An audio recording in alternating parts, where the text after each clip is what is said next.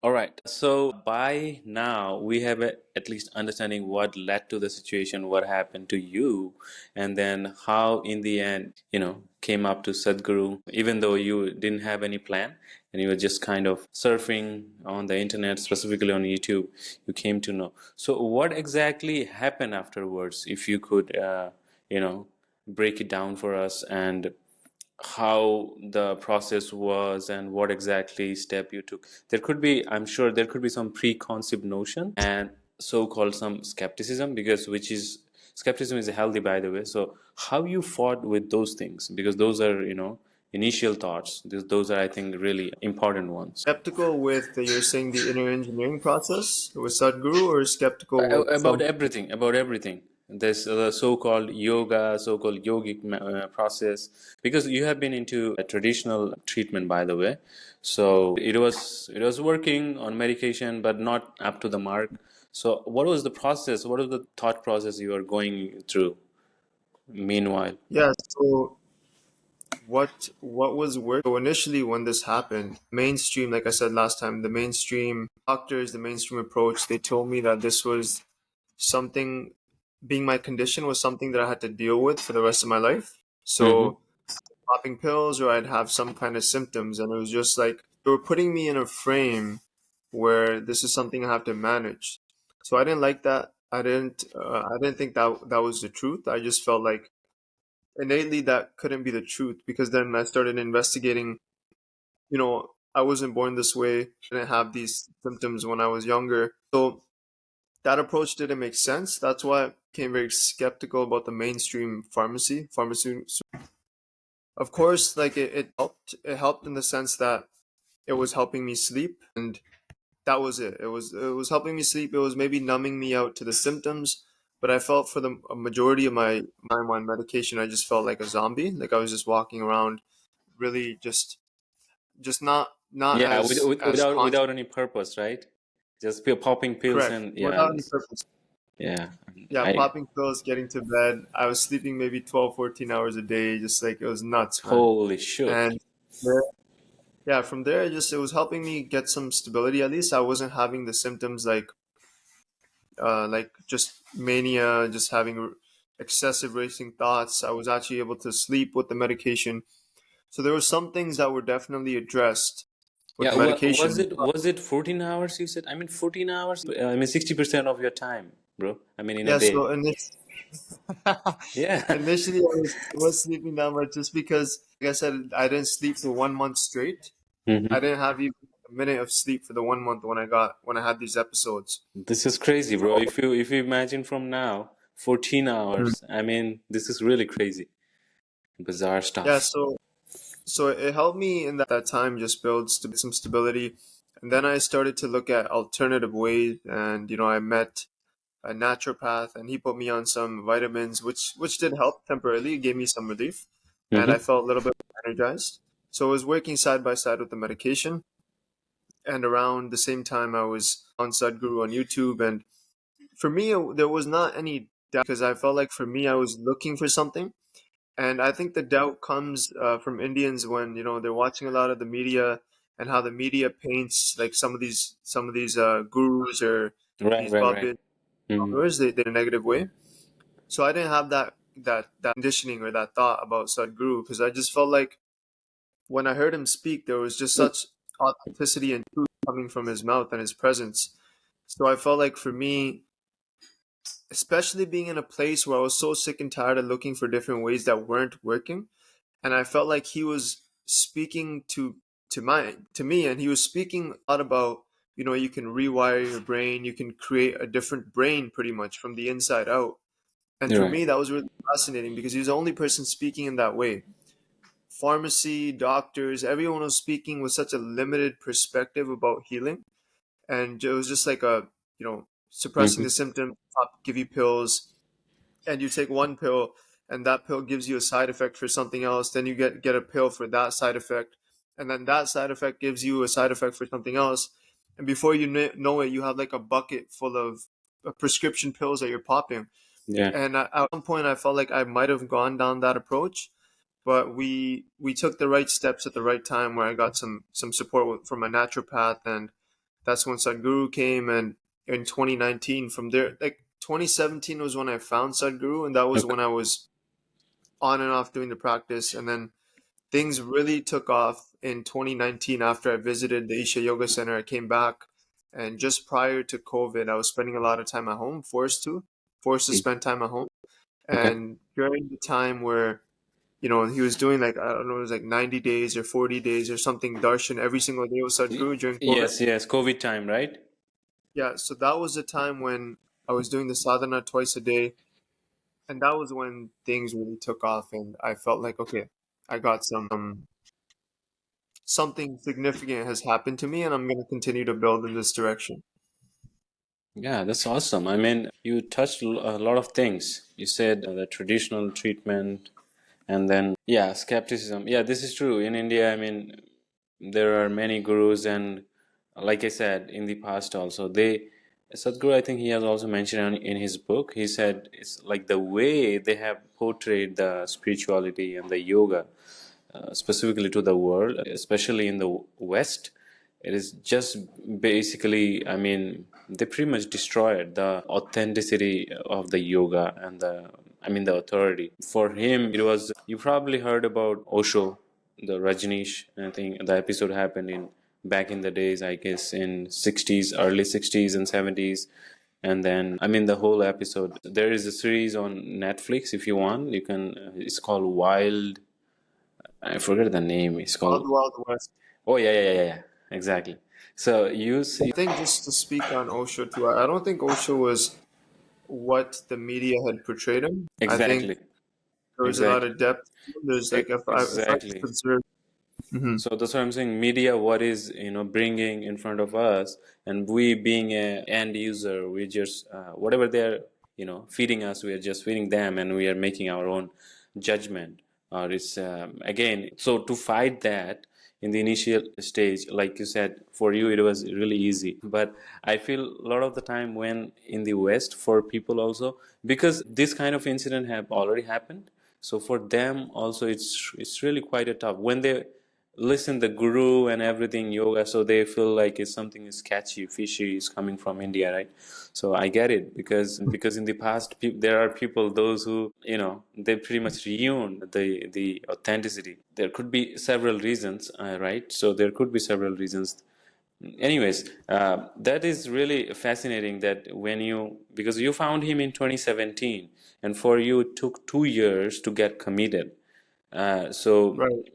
what was the changing? I mean, what was the if I have to ask, what was the turning point within these 2 years? Because it took 2 years, and I know Mhm.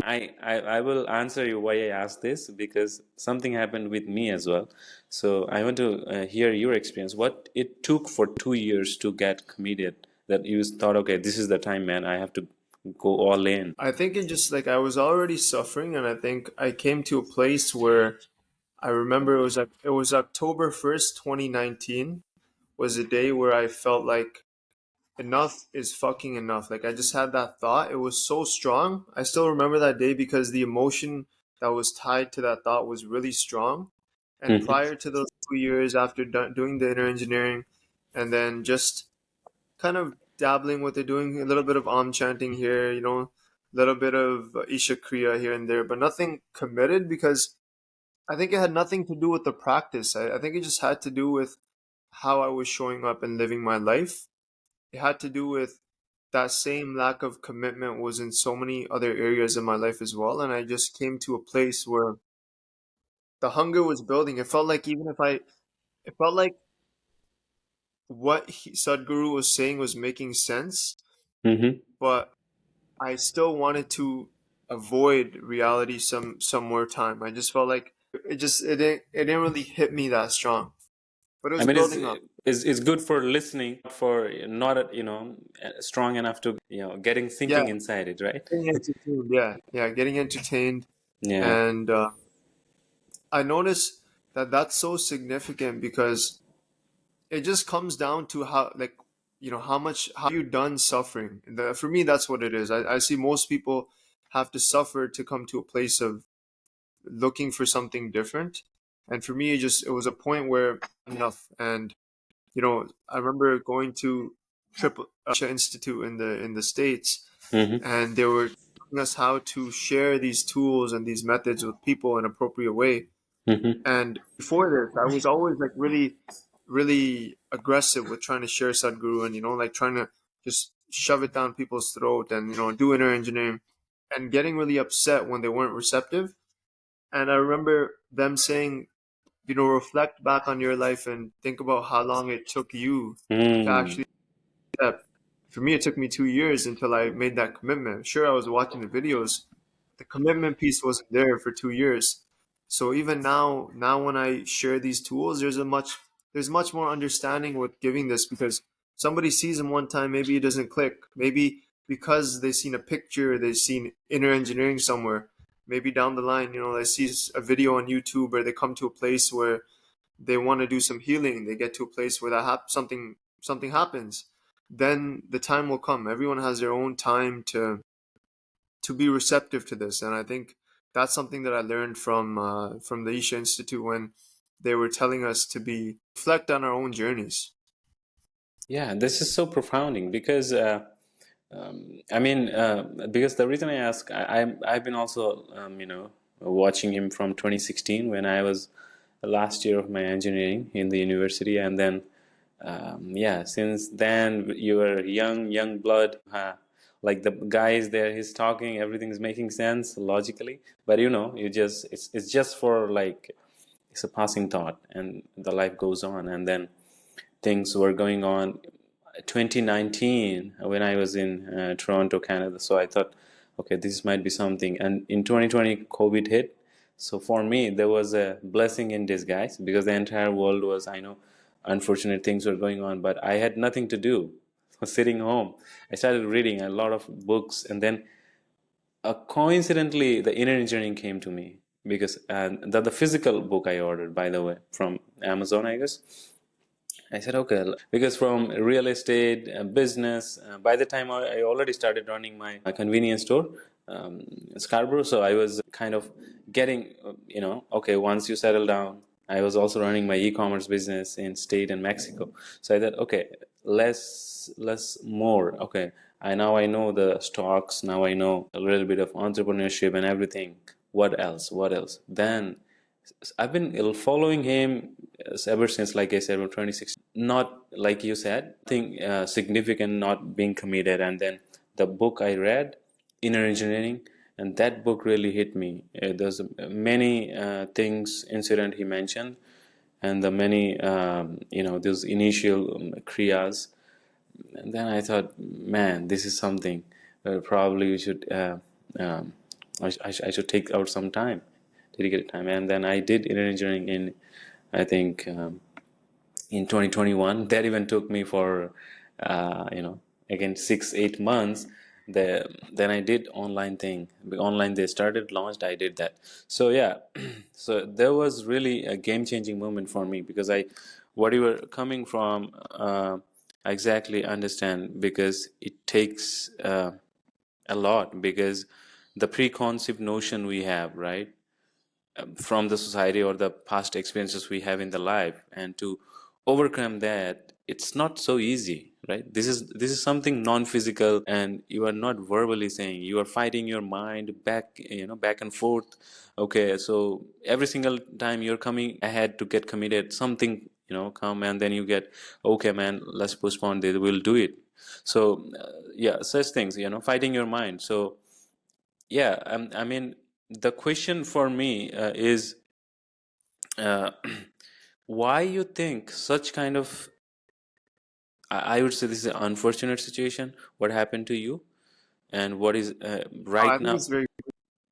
I think it's a Yeah, very. yeah, this is of course, this is right now. Yes, we can say, we can 100%, this is a blessing in disguise, I would say. Yeah, this is.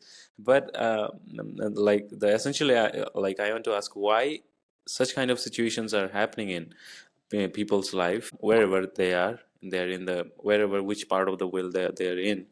What basically led to such kind of situations, and then people had to go through so much suffering. I know right now we are talking, but the physical suffering you had, mental suffering, I can't even imagine. but with the grace of God, you are doing well. I'm so happy, and that's why we are here, and we are sharing the experience, and I'm so grateful to be here.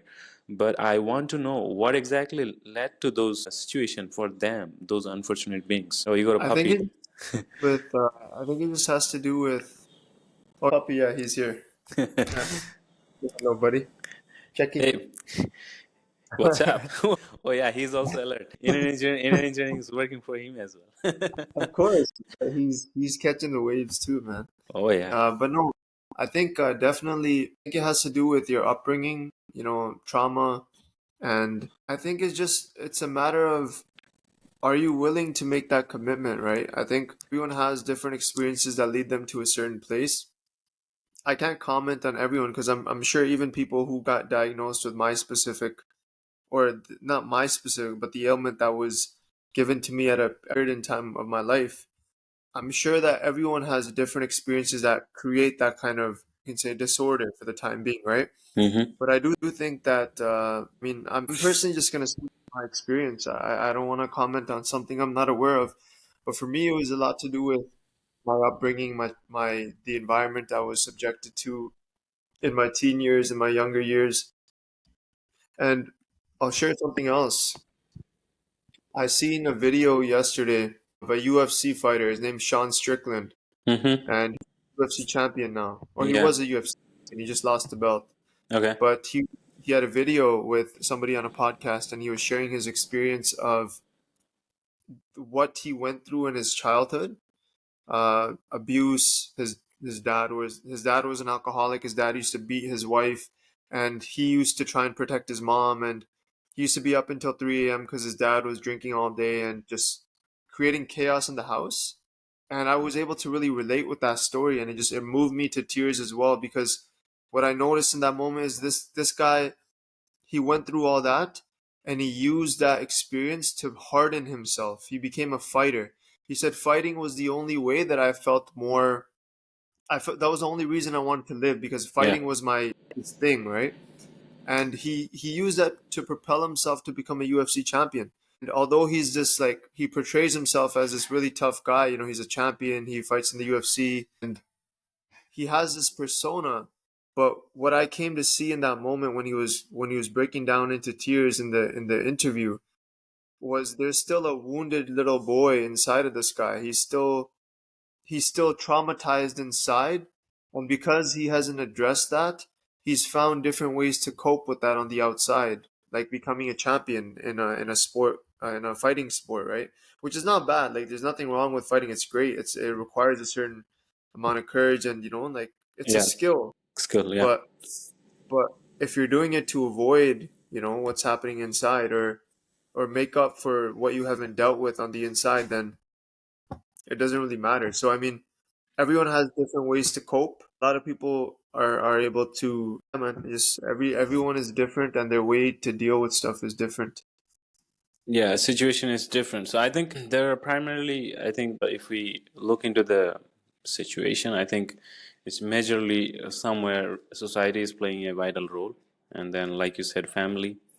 I think majority of the people they will agree also. Family conditions, our societies, the way we have built up our societies, no matter where you live, and then sometimes religion also come into this, sometimes government. I mean, every society has everything. These are the elements in the bigger picture. So yeah, of course, like we cannot fight those things, right? Individual level. I mean, we don't choose our family, right? So and Or then maybe we do. I don't know. yeah, I mean, biologically we don't. Right, Afterwards, right. afterwards we can, we can pick it up what is good for us, what is not. But Mhm. how do we bypass this? If I have to ask this question, how do we bypass? Like this is a good point. You said probably we do. We can if we are somebody in such kind of state or somebody is getting into it. So like I was mentioning about the subscriber, she said, and she came, and I think probably she's also somewhere in the similar shoes you are in, because her emotions I can see by the way, like reading out the text. So it's how, like somebody's like there, how they can bypass this. If somebody's already there, I'm not asking what led to the situation is fine, but how, what is next, what is next? Right.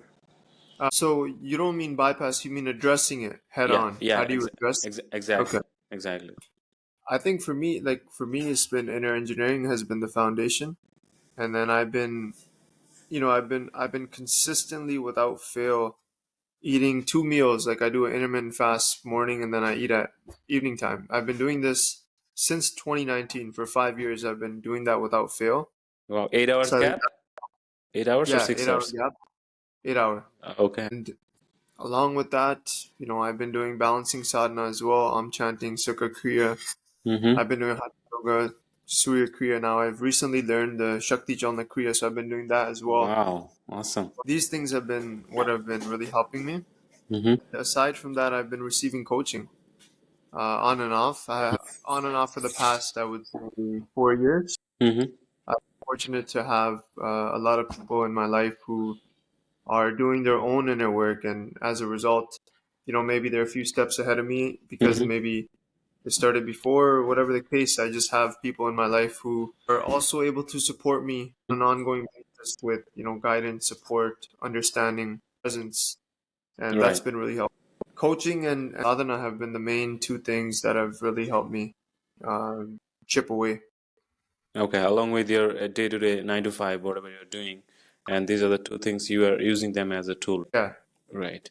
So yes, it takes maybe only just a matter of commitment, because most of the times things get away while in our life, right? So sometimes we try to find some excuses, sometimes maybe doing the things, sometimes you're taking break, and then how do you see that? Because somebody's like you, those who already saw the pain and they felt it, for them, I think there is no option, right? Excuse is not even an option. You have to show up every single day, no matter what, right? Every single day. right. Again, that's the ideal. I mean, if you do want to transform, if you want to find a solution for your problem, so it depends. It depends on how willing you are to create a change. And one thing I'll personally say is this is probably the hardest thing that I've done in Mm-hmm. my life. It's not like getting a job. It's not like earning money. This is something different because like it requires a constant observation of yourself and what you're doing, observing your patterns, observing, understanding maybe certain childhood stuff, and Right. being comfortable with somebody else. Just different things that it requires, and I think, yeah, I think definitely you would. I personally would recommend if someone is just like really going through that right now, Mm-hmm. is go to a doctor. I know I've said this stuff about mainstream pharmacy, but it helped me initially, and it has a certain role. Like if you're going through something extreme, then definitely don't rule out pharmacy. It does help in that way, but it's not going to be a solution. A solution is something that you have to take steps every day to create. You have to create a different version of yourself. Right. Right. Yeah. So the going to the traditional medical treatment is going to give you a quick fix, and once you are there, then slowly you can think about yourself, what else, Correct. right? What are the other things? These are temporary solution anyway. What is the Mhm. permanent solution I can look into? Right. There are ways you can do it, and there many people have done it. I think Harvard Medical School, they have a department on Sadhguru now, and they're also doing some research work going on based on inner engineering participants and other Isha Kriyas. I'm sorry, other Isha, yes, Kriyas. So in the end, like I would like to know about how, based on your understanding, the person, I'm asking you this question because you are living in the West and you have lived your entire life in the West. So how a person who is growing up in the West and getting into adulthood from adolescence, and then how they can approach a life. If you would like to give a piece of advice from you, the 2 cents you have, like what would be the best advice here? Somebody's listening to you. I think for me, it just you have to really assess who you spend time with. I think that's such a big important piece. Mm-hmm. Because if you don't have the right environment, even if you have to spend a period of time where you're by yourself for a few Mm-hmm. months, Mm-hmm. 6 months, where you just are not under the influence of other people. Because I know for myself, in one way, having this diagnosis at 19 and being put on medication at that age Mm-hmm. was really similar because prior to this, I was out smoking and drinking all the time. Okay. And so me, now that I'm on medication, I was advised not to be drinking or smoking. So I had to make a choice because I knew it was going to make it worse. So I had to start saying no. I had to start saying no to, nights out with my friends. And during that time alone that was the opportunity that was created because I was spending a lot of time alone. It gave me Mm-hmm. time to reflect, gave me time to look for different ways. And ultimately, that's been something very crucial. Even now that I'm on the other side, I still know the value of actually being by myself. It's like nothing else, man. I think a lot of growth can happen if you make that commitment. And initially, it's gonna be hard because sometimes there's some emotional ties with certain people. You like how they make you feel. There's a certain investment you've made, and it's difficult to start saying no because then you almost have to like it creates an unfamiliarity pretty much, right? And Right. so Absolutely. for me, that was helpful, and I think in the West, alcohol and drugs are a very big thing amongst youth. Right. Right. So you almost have to be a weirdo. You have to be okay being a weirdo for some time. Oh yeah. And so and even now, like I realize after now that I've been on this path, it's like really, it's really not. It doesn't. It's I'm not able to connect with those same people at all.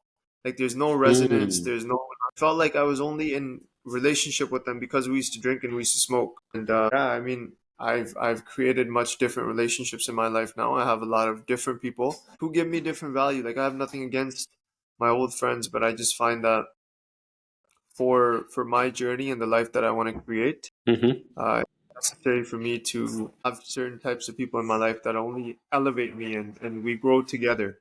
The conversations are way different when you're on this path. So yeah, I think it's just a matter of making the right choices. I mean, what exactly really, really, truly matters for you, and it's not just to getting any, approvals from somebody else, or rather, I would say, asking the same question to ourselves, right? To ourselves that what exactly matters for me, not about him or my friends and family. I like to appease them, rather Right. looking turning towards what exactly matters for me. Should I do this right now or not? What if I do this approach, where is leading me, and am I getting into something which is probably is going to put me into trouble? Because initial days, these are the shiny object syndromes, right? We feel really good about it, young youth, and you're living in a free society. You get pretty much access to everything.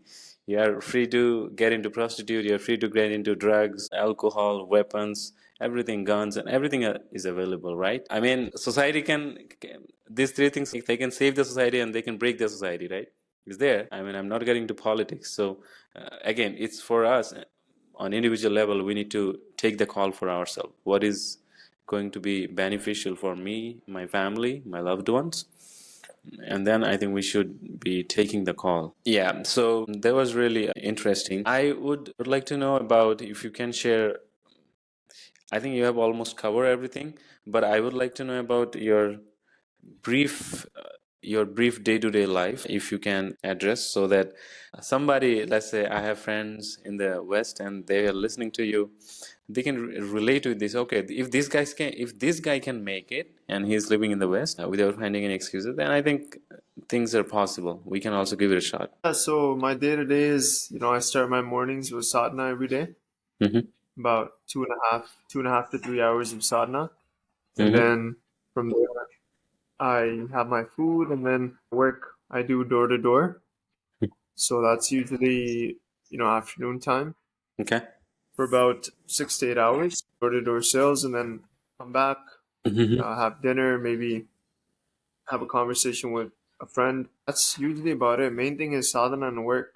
That's the main things I'm focused on right now, and that's what takes up most of my day. All right, awesome. Work and committed with the sadhana, evening and morning sadhana. And then, so I see, like, one thing I would like to know, how your family now they're looking towards you. What is their view? I mean, if you if you want to just put yourself into their shoes and analyzing about you, like how do you say about it from 2019 Yeah, since you started? yeah. I think it's different, very different. I notice because my mom's also on the spiritual path, so she's also Okay. doing the sadhana. She's also an Isha meditator as well. So she's Wow. doing her own inner work.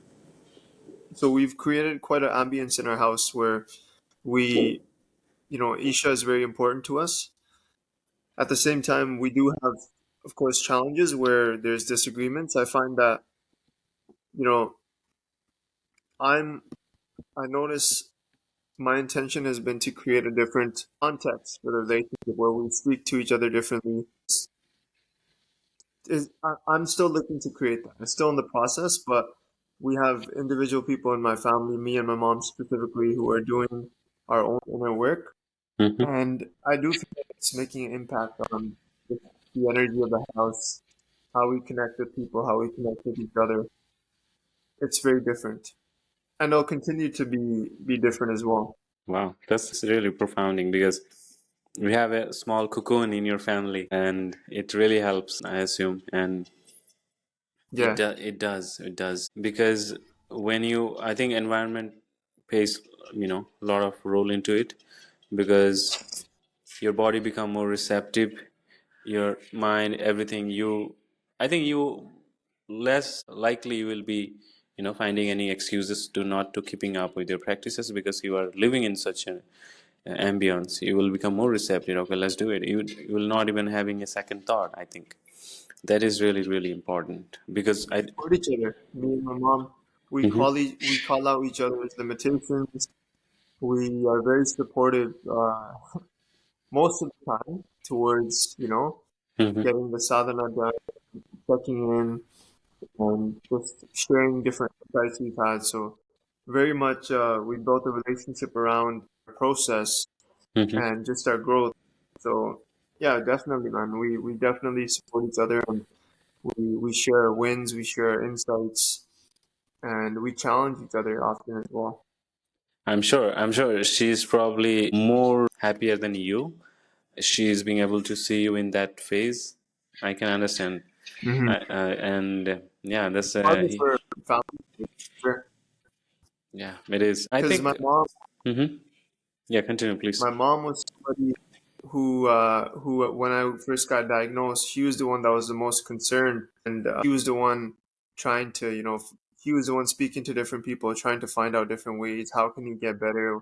Because she also wasn't really excited about putting me on medication. She knew that wasn't the best way. And so me and my mom were it just feels like we went through a journey together, man. She's been there to support me throughout and Hmm. she's been the one who's been probably impacted by it the most because she was the one who was taking care of me when I was younger and doing what she could do in her like through her understanding what she could do, she did her best. And definitely think it's been all worth it. And even one other thing I'll share is Hmm. when this was the peak of me going through that experience, she actually went to a fortune teller somewhere in 2014, 2015. This was like way back. She went during when I first got diagnosed, and Right.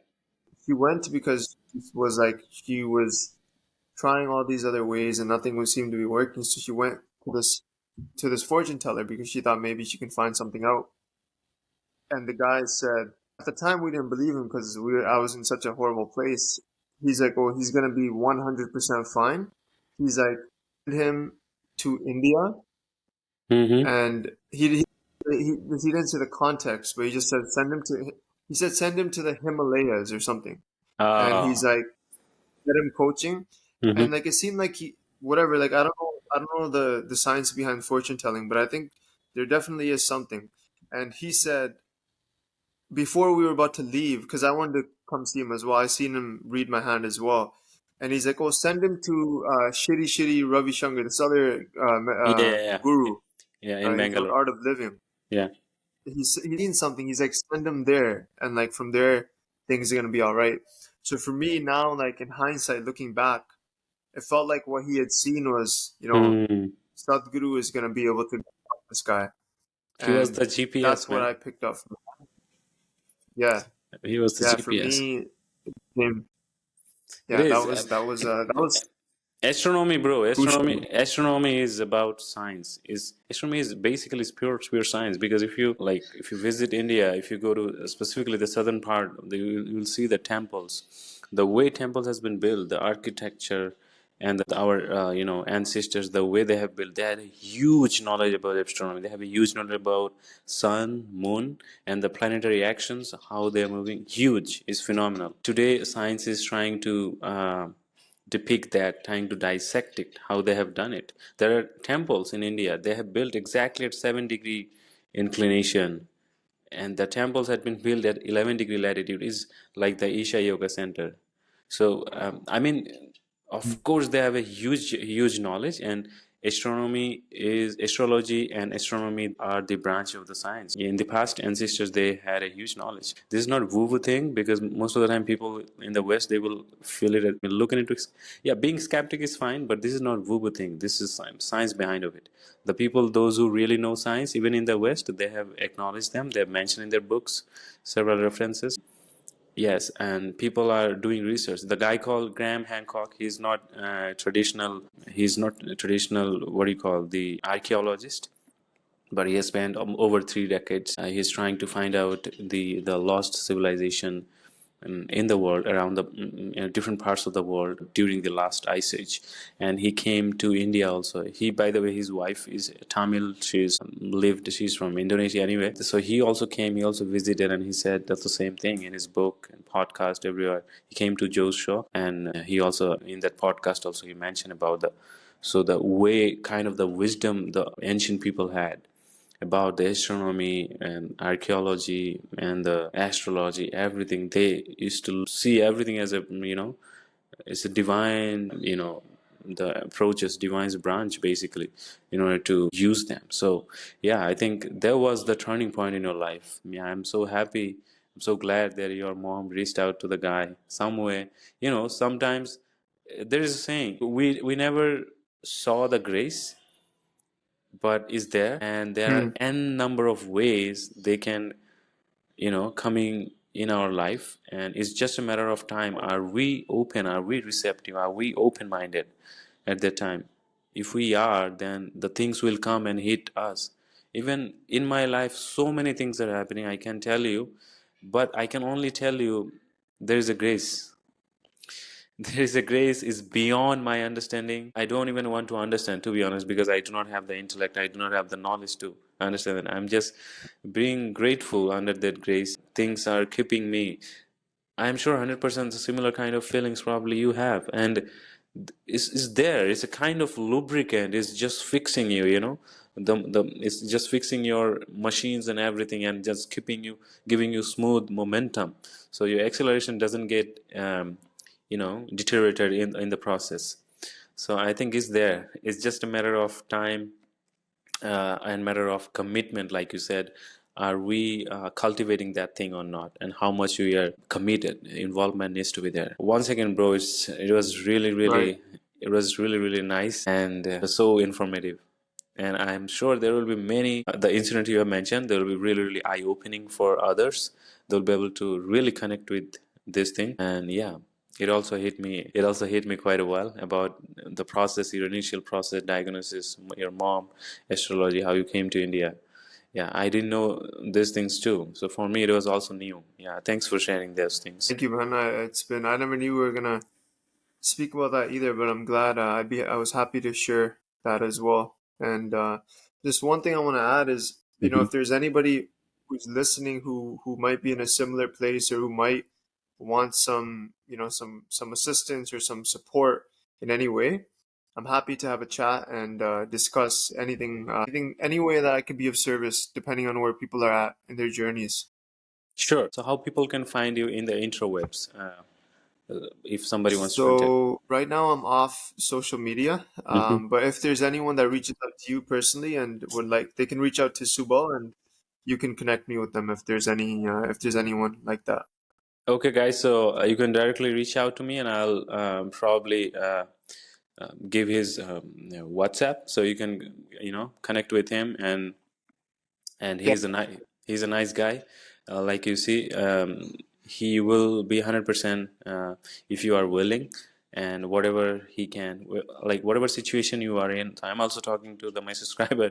She can also, you can also reach out to me. I will also give his WhatsApp so you guys can connect. Probably it'll be some way of help. The entire main idea of being running this show and everything is just to, making a small difference in everybody's life.